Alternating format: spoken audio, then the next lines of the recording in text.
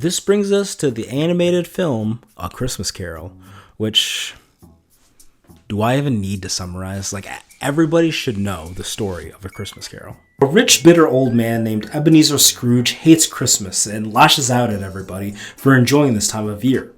When he's visited by the ghost of his dead business partner, he warns Scrooge that he will be visited by 3 spirits who will teach him the terror of his ways.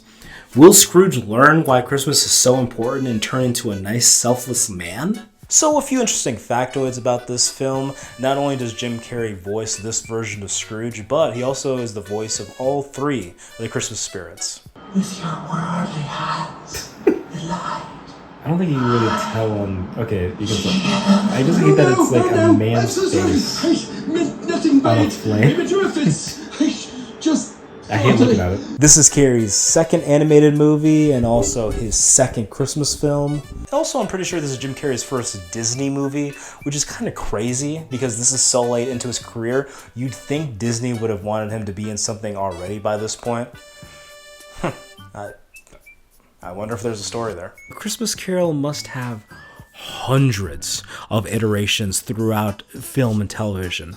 Maybe you saw the Muppets do this story. Maybe you saw It's Always Sunny in Philadelphia do a parody of it. So because of all these different versions existing, you know, if you're gonna make a Christmas Carol and not make any creative liberties to it, it's just gonna end up being forgettable.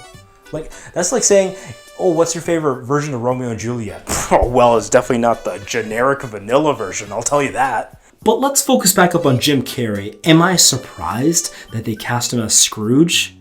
Yeah, of course. I mean, I don't know why they thought he had the chops, los huevos, to play a cold-hearted, infamous Christmas character who hates the time of year, torments the people around him, and has to go with this huge journey to learn the true meaning of Christmas and become an overall good person. I mean, who comes up with this shit?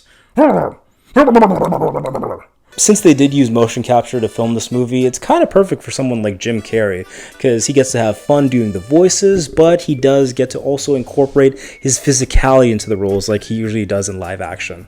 Kind of the best of both worlds, Hannah Montana style, if you think about it. The scene I'll highlight is at the end of the film, when Scrooge wakes up Christmas morning. Up until this point, Carrey had played Scrooge very reserved and grumpy. But now that Scrooge has learned the terror of his ways, Jim Carrey now gets to play him as joyous and giddy. You know, merry like a schoolboy. Overall, not a bad movie, but I can see why most people revere it as forgettable.